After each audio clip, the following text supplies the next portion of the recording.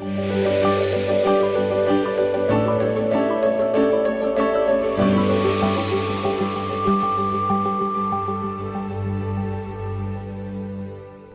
and gentlemen, welcome to the Firaxis Megapanel at PAX South.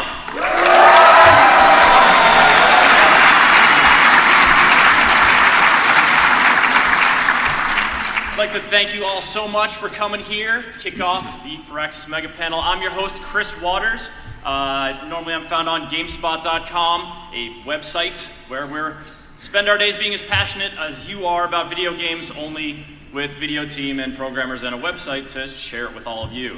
I'm going to be moderating the discussion today as we talk about Sid Meier's Starships and Civilization Beyond Earth and get to see the game in action towards the end of the panel. Very, very exciting. It's the game that we had to play really coy with in the description of the panel, but we didn't have to play coy with the names of these gentlemen here. They're the ones you're here to see talk. So without further ado, I'm going to pass it here to let them introduce themselves to all of you. Hello.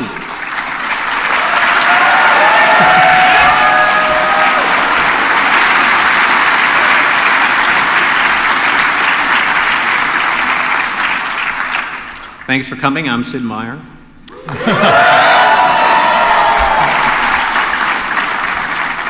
I'm Will Miller.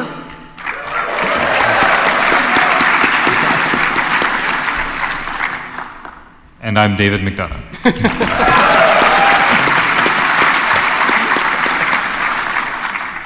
All right, well, you all clearly know the name of Sid Meier, and Sid Meier's Starships, just announced earlier this week, is the new game we're going to be talking about and seeing in action.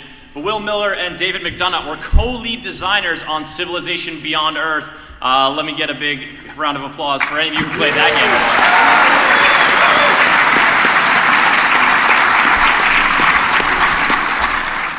Now, I don't know about many of you, but when I first heard about Starships, of course the question comes up, well, so is this like DLC for Beyond Earth? Is it before Beyond Earth? Like, what's the connection? Because obviously you make one spacefaring game and then you make another one. They're not going to be totally independent of each other. So guys, let's start off by talking about the connections. Sort of where does Starships fall in relation to Beyond Earth?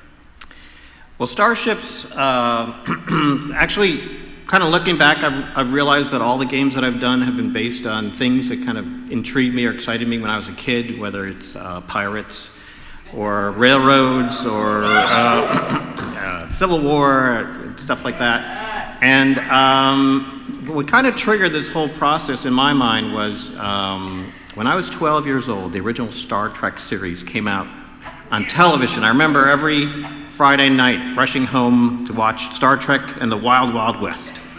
I think as a young teenager, that left an impression on me. But since then, I really haven't had a chance to write a science fiction game. When I saw what Will and Dave were doing with Beyond Earth, they had really created this awesome story, this really compelling story as mankind leaves the Earth and settles on a new planet and struggles to kind of establish themselves there. And it really seemed like there was an opportunity for me to kind of take this fascination with science fiction that I had developed as a kid and kind of tell the next chapter in that story. And really Starships is about what happens when we leave that planet. And part of the story that Will and Dave developed is this idea of the seeding, that people from Earth have gone to many different places. And so the question is, what's happened to all these people as they went to these different planets? And that's one of the things that Starships kind of starts to explore and is part of the fantasy of Starships. But I think it really was kind of inspired by the story that Will and Dave were able to put together for Beyond Earth. Making a science fiction game is a lot about what you choose not to put in it. It's such a wide space to work in. So it was a great opportunity for us when making Beyond Earth to tell the story of a single planet and mankind's journey from a small civilization there to a thriving empire. But we left a lot on the table, I think, when we're telling the story of galactic survival, galactic conquest, and that's where Starships picks up. It's important to note that Starships exists in the same fictional universe as Beyond Earth, but it's not It's not Beyond Earth 2. There's still a lot of Beyond Earth story left to tell. This is a new thing. You don't have to have Beyond Earth to play it. You don't have to have Starships to play Beyond Earth. There's some connections between the two, which we're going to let you figure out. But they exist in this larger fictional universe, which has been really fun to design in.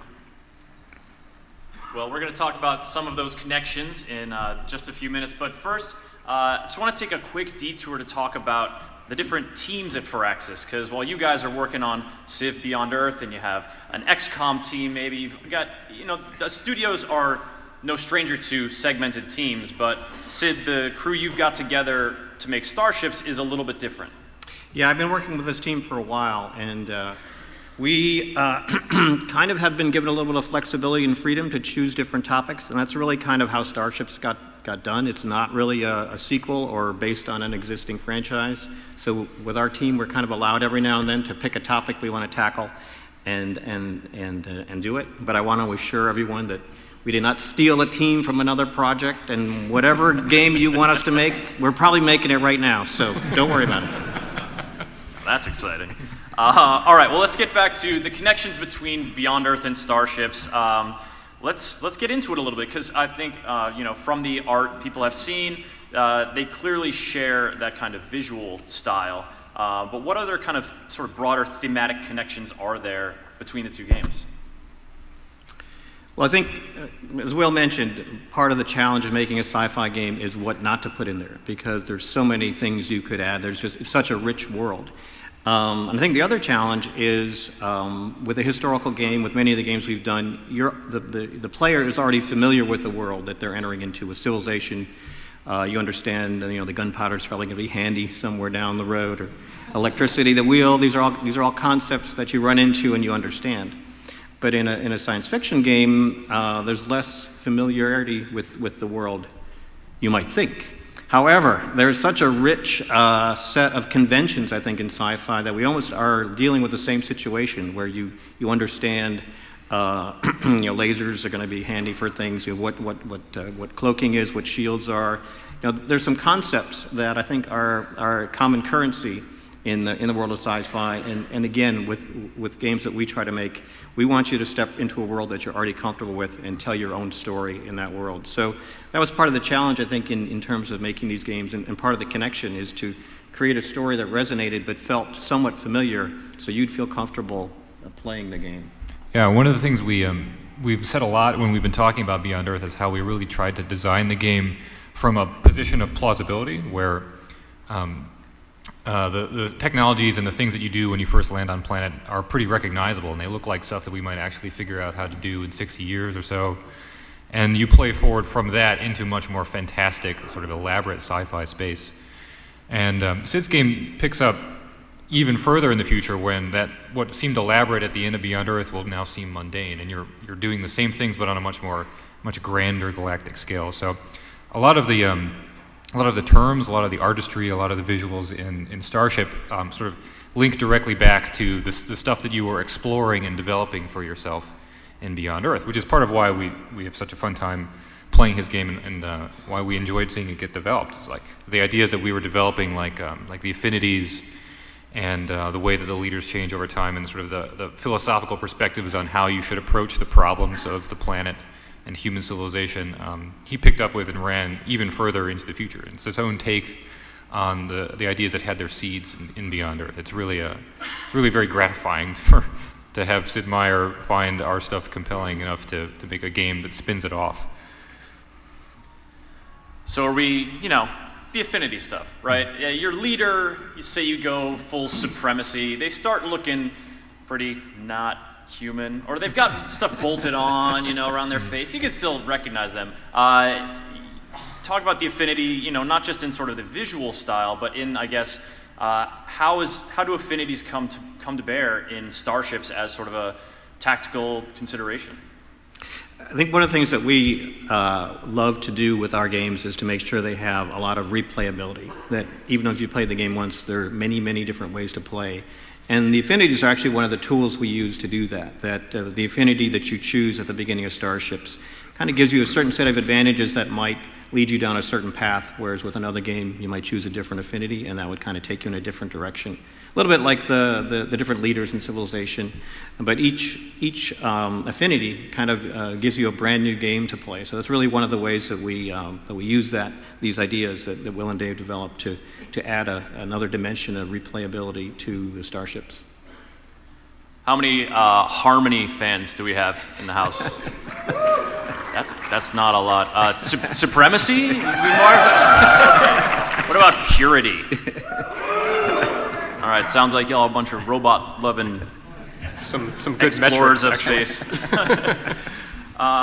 So, one of the ways you see affinity is sort of in your leader. And looking up here on the slideshow, those are leaders we've seen. I recognize Kavita. Those are the same characters we had in Beyond Earth. So, do those characters, their personalities, play a part in Starships? They definitely do. You will run into these characters that you're familiar with from Beyond Earth again in Starships. In fact, one of the ways that we can connect the games is to take the situation from your Beyond Earth game and bring the same leaders back into your Starships game with the same rivalries. If they're at war in Beyond Earth, they'll be at war in Starships. If they're at peace in Beyond Earth, they'll be at peace in Starships. Just one way to play. There are many different ways to play, but if you think that kind of connection would be fun, you can do that. People have asked us, well, how do these people live for 500 or 1,000 years, to connect Beyond Earth to Starships? Well, it's science fiction, so we don't worry about that. They're cool, we want them back. Way to own it. Yeah, I think we could do a whole PAX panel on the abstraction of the leader in a Civilization game. It's like the curtain in a stage play. You understand that that's not a part of the play, just as you understand George Washington doesn't live for 1,000 years in a Civilization game. So, but science fiction. So. All right, well, we've talked a little bit about the leaders. Let's talk a little bit about, I guess we're going to see more sort of the ebb and flow of Starships when we do the demo a little bit later on in the panel. But, in terms of the sort of thematic scope of Starships, it's quite a bit smaller than Civilization, naturally. I mean, almost all games are quite a bit smaller than Civilization in terms of scope. But combat and sort of a tactical challenge there on a hex-based battlefield is still sort of, is it the heart of the game? Is it the brain? What sort of place in Starships does that part of the action play?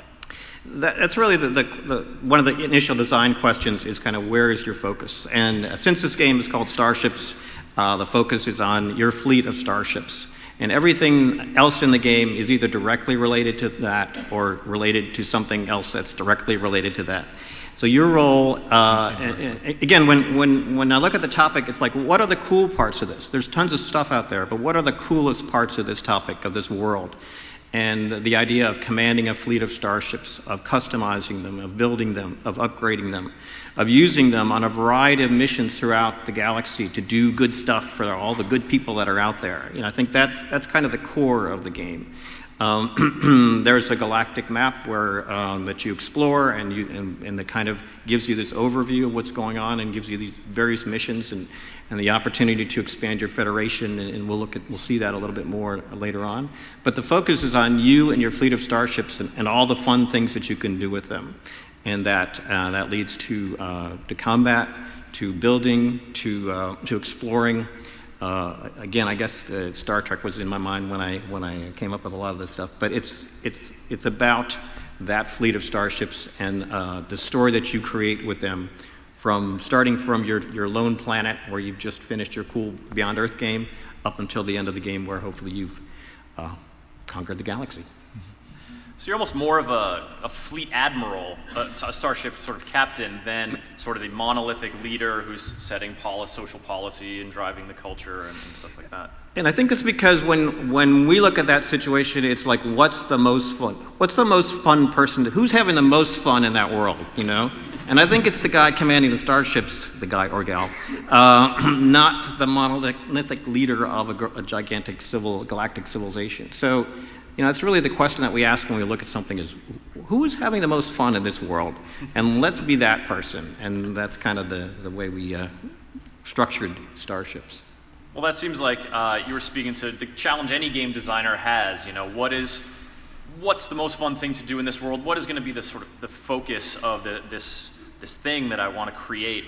Will and Dave, you're Beyond Earth. Obviously, the focus is much greater, but you still had to make a lot of choices. You know, even with the sort of the weight of the history of the series, you know, the civilization, carrying that civilization banner, you still had to make a lot of choices about what you think is fun, what you think is going to be rewarding for the player in Beyond Earth. So how did you sort of parse that out? Well, I think as a game designer, you're always looking for, and this is a term Sid uses a lot, the sort of center of gravity of your game. Like, where does that core exist?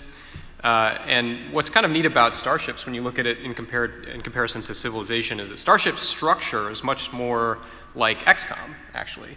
So you have this very grand scope. Talking about scope here, grand scale view of the universe, and then these tactical engagements and the fleet that carries over between them. And that's kind of the XCOM structure more than it is the Civ structure. But you still have Civ elements in there. You've got planets that you can improve and resources that you're managing, and there's a lot of things there as well.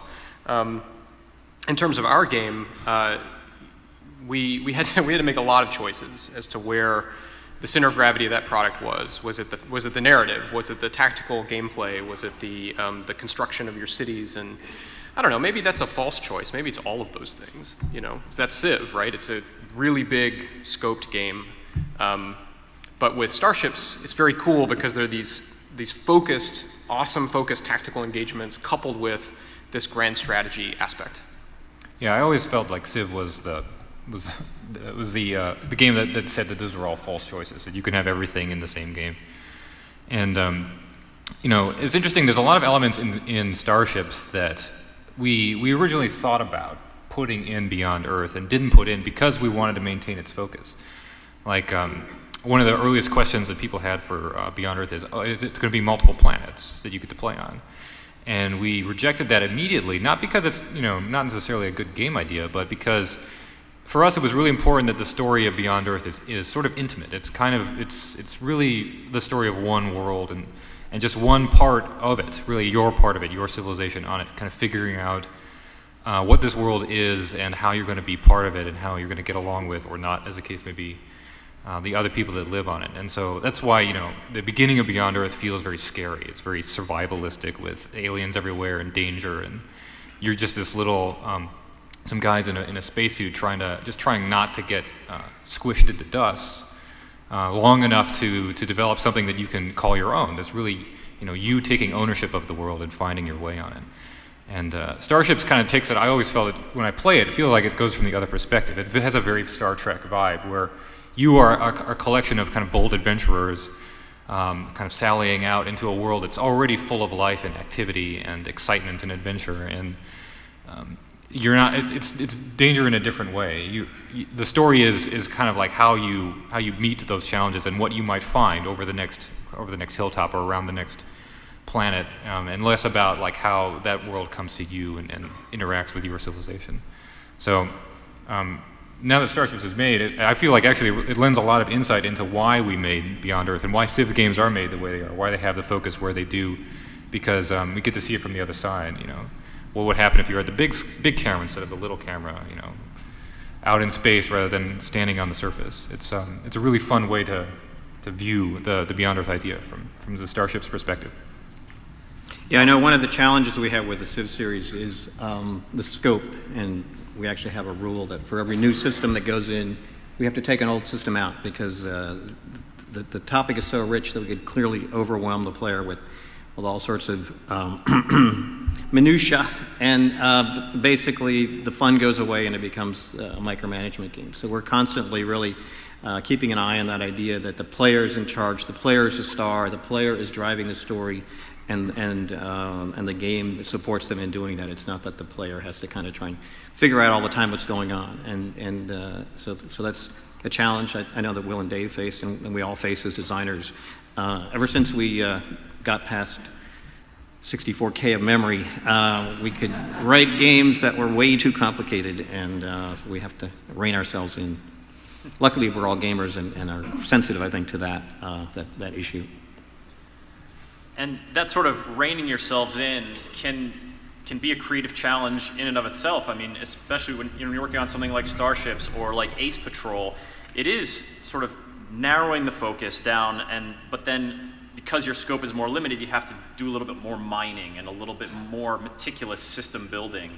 I'm just sort of picturing, you gave me this image of Firaxis, just here's the cutting room floor of all these things we couldn't put into Civ, but what if we drilled down on this? What if we made this a game? I mean, what's your kind of process internally, or I guess even for yourselves personally, about thinking, oh, well, what if I did make this smaller version of the game? How would that work? What would be enriching from that? Well, I think we are constantly playing the games, and that's a core tenet of development at Firaxis. And the other thing that we try to do is get a prototype playing very early. So we don't storyboard, we don't have everything figured out at the very beginning. It's really a process of discovery, going through the game design, iterating every day, playing, figuring out if this new feature is working or not working. And so I think that's really what is the discipline for us in terms of adding too many features, is we're suddenly find ourselves having less fun, or not having enough features. We suddenly find ourselves not having much fun. And so there are, I'd say probably a third to a half of the code that you write for a game gets thrown out. A third to a half of the features that you try to put in don't end up in the final game. And that's really one of the strengths I think that we have as a company, is that our designers generally are programmers as well. So I mean, I find that I'm much more willing to try a design idea if I can just code it myself and see if it works, as opposed to having to explain it to somebody else and then go back to them 2 days later and say, oh gosh, that thing that you worked on so hard, it's not that great, we got to take it out again. So I think the core of our design process is iterating and playing, and that's really how we decide kind of on these scope type of issues, and what's really supporting the game, what's really helping it, and what's really getting in the way of the fun. Yeah, in many cases we self-regulate. Like we can't say all of these features are going to go in the game, because it's usually us that are putting them in. So to save work, sometimes very lazy. It's like we can't type that much, All right. Well, you guys talked about personalization and sort of Dave talking about how Beyond Earth being that intimate story, and personalization when you're making choices about where to settle and where to send your explorers, and how to chart your course through the tech tree. These are all sort of familiar Civ kind of personalizations, but a lot of those things don't carry through to Starships in the same way. We've seen, obviously, you can put some cool racing stripes on your ships depending on what your affinity is. They sort of look a different way. That affinities are part of the personalization, but I guess as you guide your fleet through a game of Starships, how does it become your own? There are a couple of, I guess they've almost become second nature to us at Firaxis, in a couple of ways that we try to make sure that we place the player in that starring role and give them a wide range of options in terms of play. One of the things is the idea of replayability, that there are many different ways of playing, which means that as you look back on your gameplay experience, the story that you've created, you can be pretty assured that that's unique, that no one else has gone through that same process, that same series of missions, that same series of decisions, and gone through that path. So every time you play, you are creating a brand new experience, whether it's Civ or Beyond Earth or XCOM or Starships. That's almost kind of second nature, I think, to us as designers now, that we know that we want every player to have a unique experience as they play the game. And that comes down to a rich set of starting options. A lot of random maps are pretty much fundamental to our game design philosophy. A variety of difficulty levels to let you kind of really explore at your own pace. Comes back to interesting decisions, giving the player lots of interesting decisions, which means to us that they could have gone either way. So one player is going to take one path, another player is going to take another path. And hopefully at the end of the day, when you've played through our games, through one iteration of the game, that's been a unique play experience that only you've experienced, and you want to play it again. You go through another path. And that path choosing was something that you guys, Will and Dave, sort of developed a new Civ system in Beyond Earth, the quest idea, the sort of choices that helped sort of guide the player in terms of their thinking about the world that they were charting. Because you guys have to do a ton of thinking about the future of humanity and what kind of world you want to create all these possibilities within. Does that make you just sort of creating that kind of those choices? Do you feel that you bring optimism to it about the future of humanity? Does it make you a little depressed when you have to put in so many weapons? No. It's that's How many people like weapons? Yeah. Sorry. No, actually, like developing the quests threads was probably one of the most rewarding parts of designing the game, because that's really where all of this kind of the overflowing enthusiasm that we have for the topic, not all of which will translate into a specific mechanic, that's where it finds its way into the game. And it's where it's really where you see our love of the subject matter, is where like the quest narratives and the ideas. We say like, hey, have you ever thought about if we were cybernetically augmented, would access to electricity be a human right? Like stuff like that. Things that are kind of off the wall offshoots of contemplating futurism. That the quest system was, I would say, in a very real sense, added to the game in order to enable. Like we put it in there because we wanted to show this side of the world to the player. We wanted to invite them to think about it and decide what it meant to them. And there's just so much potential and so much enthusiasm in the quest system. I mean, the idea of a quest is not, we certainly didn't invent that, but I really think that Beyond Earth wouldn't have been a rich experience without it. Like if you think about how, sci-fi is often considered to be a very cold genre because it's so alien, because you're representing things that no human has ever experienced and asking people today to relate to them. You've got to offer them something that they can recognize. And some of the ideas we put in the quest system were our way of doing that. And our fans have said, have resonated with it very well. And I think we've received a lot of feedback and commentary, people really reacting with a lot of joy and excitement for the sort of ideas that were in the quest system. I think the concept of affinities is very similar to that. This where we end up, what's the post-human trajectory for us, and when we venture out into space, how do we take that and formalize it as a mechanic? The affinity system was very successful, and that carried through into Starships as well. So if you get to select your affinity at the beginning of the game in Starships, whereas in Beyond Earth, you sort of arrive at that affinity through all of your choices. So it's an interesting, it's a different take on the idea of affinity in Starships. But that concept has always been very cool to us. All right, well, we're just about ready to hop into the demo here, but before we get in there, I just have one more question for you guys. Thinking of all this spacefaring sort of puts me in mind of games like Elite Dangerous and Eve Valkyrie and the Oculus Rift and Microsoft's recently announced Holo Goggle Majig. When you guys think about that kind of future, that kind of tech, does that inspire you? Does it tickle your design center? If Microsoft is listening, please send Firaxis one of those Holomajigs. And that guy too. That would be really nice. We would appreciate it. We're always looking for new ways to engage our fans. We're looking for new platforms. We're looking for new ways to reach players. And Starships is for PC and iOS or iPad. So that's cool. It's the same game across both of those platforms. That's something that we want to do that right. We want to make sure that it's not just a port, but we want to design the games fundamentally to be playable on whatever we decide that they're best suited for, and not compromise. So I think if there was ever a cockpit sort of game that came along that Firaxis wanted to make, sure, send us some Oculus Rifts or thingamajigs, Microsoft thingamajigs.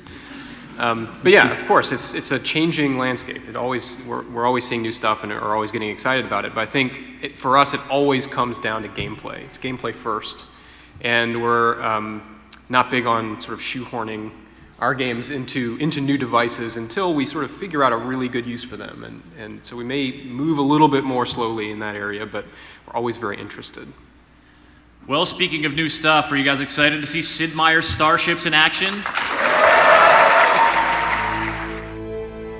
Our ancestors crossed the great void untold millennia ago. Pilgrims from a dying world long since lost. From tumultuous beginnings, their struggle, courage, and fortitude gave birth to our civilization. For many centuries, our people prospered. Peace ruled our planet, and our understanding of the world around us grew. Our scientists have long speculated that ours was not the only tribe to make this journey and establish a new home on another world. But their searching has been met again and again with silence. Until now. The transmission was weak and incomplete, but in a language not unlike our own. Our anticipation grew. What culture and knowledge had our brothers developed during the long centuries of our separation? A starship was prepared, ambassadors recruited, but gradually, the meaning of the message became clear. It was a desperate call for help.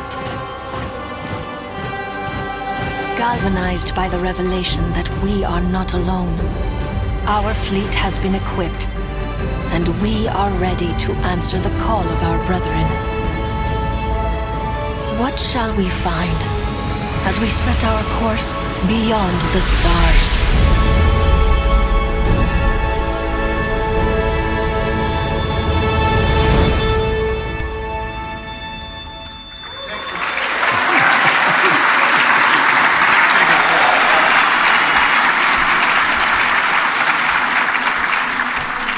So that was really what inspired me, that the idea that we played this Beyond Earth game, we won, we had this beautiful planet, and we've been here for 500 years, life is good, we're improving, everything is wonderful, and we're wondering what happened to the other members of humanity that were part of the seeding. And we're searching for them, and we get a faint message, and we say, oh, we're looking forward to meeting these people. They probably have a wonderful planet where they're doing happy things too, and we're just going to get together and have a group hug, you know? And, but of course, life isn't that simple. So as we understand what's going on, we realize that there's trouble in the galaxy. We are developing these starships, and it's our role to go out and fix what's wrong with this galaxy, and that's where the story begins. And I'll take you through some of our gameplay here. We'll start a new game. First thing we're going to look at is the affinities, again, which are familiar from Beyond Earth, but they each have some kind of interesting benefits that will take you down an interesting path as you play the game. And our leaders, again, kind of change their appearance to reflect their connection to the different affinities. The Supremacy has kind of a cool benefit that they get a free wonder at the very beginning of the game, a random wonder, and that can kind of give you an idea of what path you might want to start down. So choosing your affinity is the first step, and then you're going to choose which of these leaders is going to represent your federation. Each of them, again, has an advantage. Technology, Kavatha is humanitarian. Bolivar, he gets an extra starship, which is very cool. Kozlov, more metal. I like technology, so we're going to go this direction. Again, a lot of options in terms of the size of the map, how long do you want to play, how many opponents do you want. Again, there's many different ways to set up your game, but we're going to go kind of right into it here. So this is the first view we get of our galaxy. This is our home planet here, Pegasi 77.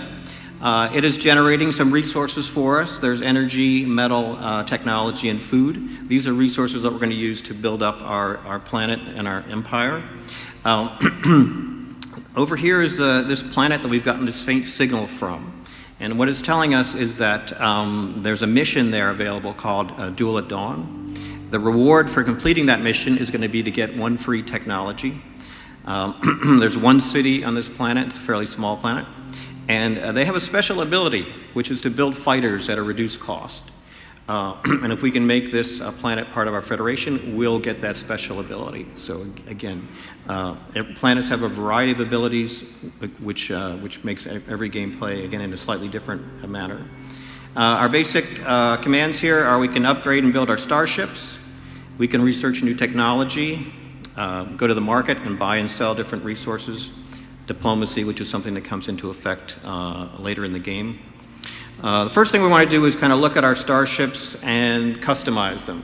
What's our strategy? What's our plan? How are we going to go out in the galaxy and succeed? And knowing that we have the Cloaking Wonder. The Cloaking Wonder allows us to use our stealth systems at no cost. Normally we'd have to make a decision between cloaking ourselves and using our weapons, for example. But with the Cloaking Wonder, we can do both.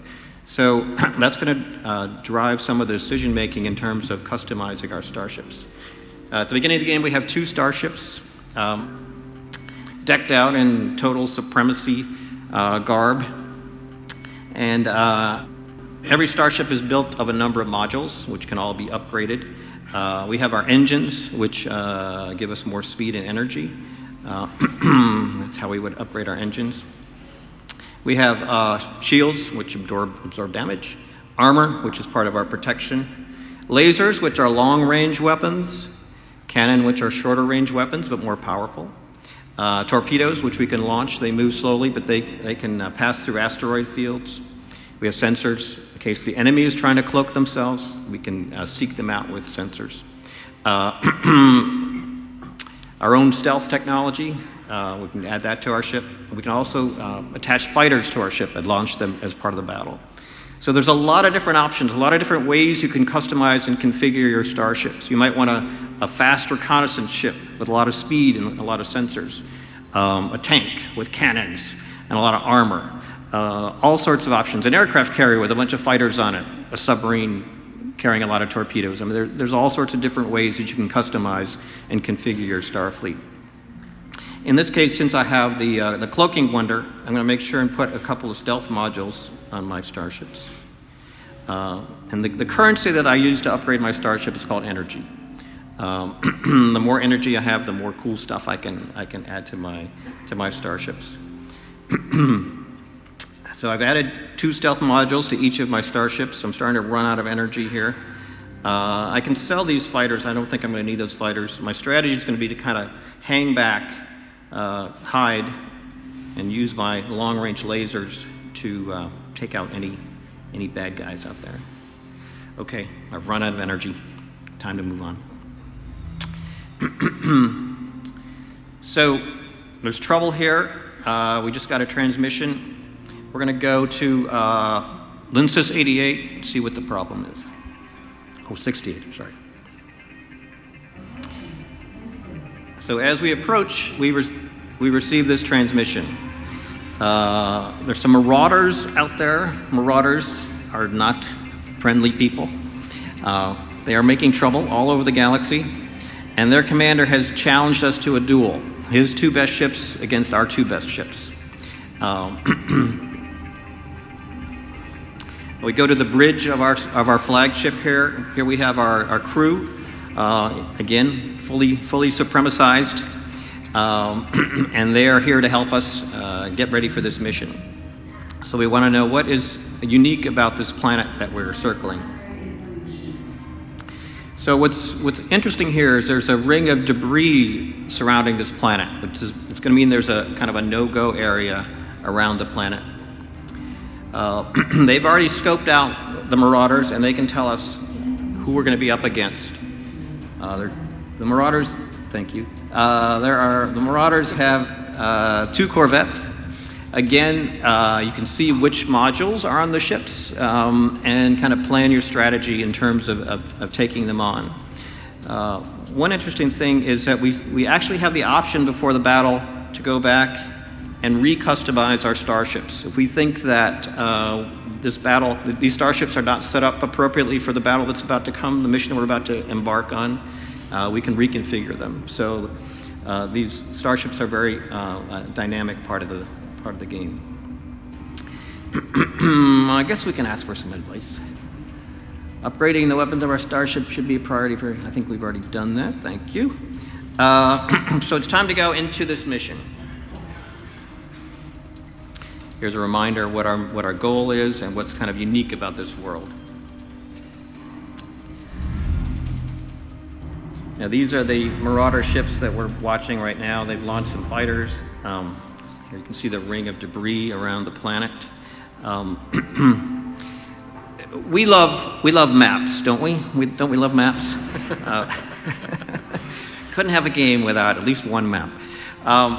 Maps are just wonderful in terms of presenting you these interesting space and distance kind of issues, making positioning important, making facing important, giving you a lot of interesting things to think about. So how do you put maps in space was a question.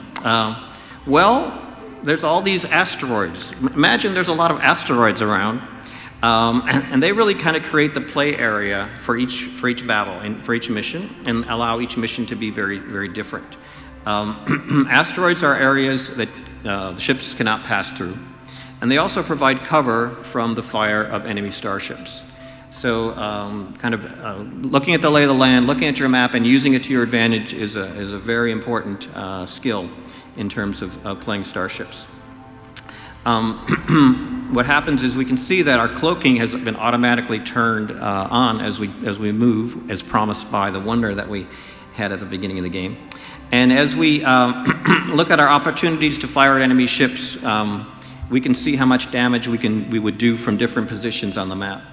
And what's happening is that any asteroid fields or debris that our shot has to pass through is going to attenuate the shot. It's going to be less effective. Vice versa, if we're behind asteroids, that'll protect us from the fire from enemy ships. So it's important to kind of look at the situation in terms of asteroids and the lay of the land and figure out what to do. Another interesting aspect of the battlefield are these green and red circles. They are narrow passages between the asteroids, and over the course of the battle, they'll open and close. One turn, this passage might be open, the next turn it might be closed. So the battlefield is actually dynamic. It's changing as you go through the battle. So you may be waiting for one of these passages to open, or again, they become part of your play strategy as you go through the battle. I don't want to get too close because if an enemy ship gets inside that radius of my cloaking device, they're going to be able to see me. But right now they can't see me. I've gotten in a position here where I don't have a whole lot of asteroids between my ship and the enemy ship, which is going to allow me to have a pretty clean shot at the enemy ship and do 74 hit points worth of damage. And if I look at the stats at the bottom of the screen, I see they only have 55 hit points. So I'm feeling pretty good about this particular shot.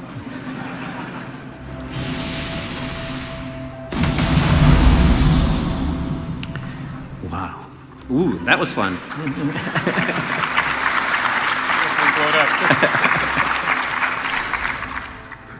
Now the other ship is a little farther away. I can't quite, 82, well, nice clean shot. Well, you know, some days you're lucky.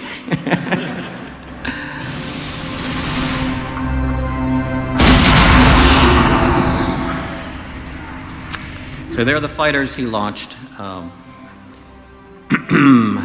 Again, they still can't see me because of the cloaking advantage we have. And this narrow passage is opened up here, allowing me to get quite close to the enemy.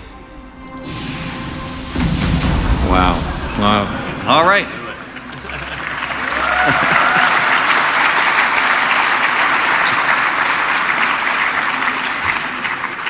Take that, you marauders. So now that we've done this wonderful mission and helped out the people of this planet, they're going to start to become friendly towards us. In fact, now they're going to open up a trade route with us, and as we go back to the Galactic Map, oh, I'm sorry, the reward for this mission, I almost forgot, was 1 free technology. So an interesting thing about the technologies is they're all related to the capabilities of your starships. It's not like you're exploring a bunch of different avenues. It's getting cooler stuff for your starships. So the technologies in this game allow your systems to be more effective. And since we're kind of focusing on the idea of stealth, we're going to upgrade our quantum suppression technology here, which would normally cost us 400 science points. We get it for free here. So we now have more effective stealth systems. And what we discover as we've completed this mission, there's a bigger galaxy out there. Now that we've gone to Lindsys 68, we see there are other planets out there. We notice there are other missions available. The green missions are the easier missions. As the game progresses, there are going to be some more difficult missions. And again, each of the planets has an advantage, a system that they can upgrade more effectively. Over here, they're going to do science research more quickly. Different rewards that are available for carrying out the different missions. And our next decision is going to be which planet do we go to next? Who are we going to help out next? What's the reward that we're really interested in getting next? We can see here that we're starting to get some of the resources from this planet as a result of the trade route that was established because we did the mission. And we also have 2 influence points here. Basically, once we get 4 influence points by accomplishing missions, this planet becomes part of our Federation. So it's just a early taste of what goes on in the game. Just one other aspect I want to point out to you is down here is our crew. The green heads are happy and wide awake crew members, but as we travel and as we accomplish missions, they start to get tired. We right now have 3 tired crew members. You can see their little brain waves aren't as wavy as the green crew members' brain waves. And it's the challenge here is that we can pursue this voyage as long as we dare. But as we get deeper and deeper into it, our crew is going to become more and more fatigued and less effective. So we're kind of going to see how far we want to push our luck. When we feel that they deserve a rest, we're going to go on shore leave over here, and they all kind of come back to full efficiency. But that gives the other players in the game a chance to take their turns. And now we're seeing the other civilizations that are out there also doing the same types of things that we're doing, and gradually, as the game progresses, they become more and more of our rivals. So we've completed our shore leave, and our crew is happy again, and we're ready to embark on another voyage. What I'm going to do really quickly here is load up a game from a save game from much later in the game, just to give you a feel for how things evolve. So this is kind of in the middle of the game. Our Federation, for the good of humanity. I'm sorry about our Federation has expanded and brought joy, peace, and happiness to many of these planets.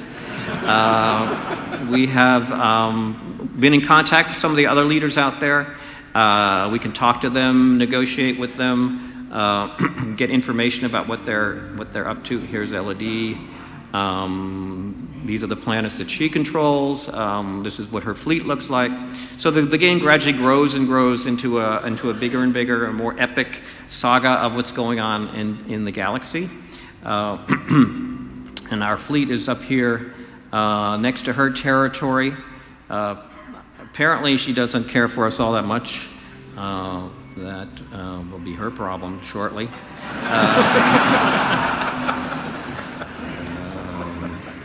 So we're going to go into a battle, just to give you a feel that the battles kind of grow and grow in dimension as the game progresses. So our fleet has grown. Here's LED's fleet. She actually has some megabots that are defending her home planet. I'm sure we'd win this battle, of course, so we don't have to go through it. But that kind of gives you, I think, hopefully a little bit of a taste of what the gameplay is and what the gameplay involves. We will be doing some live streams and bringing out some more information as time goes on with some more details about the game. But just kind of a quick overview of some of the gameplay elements that we have in Starships.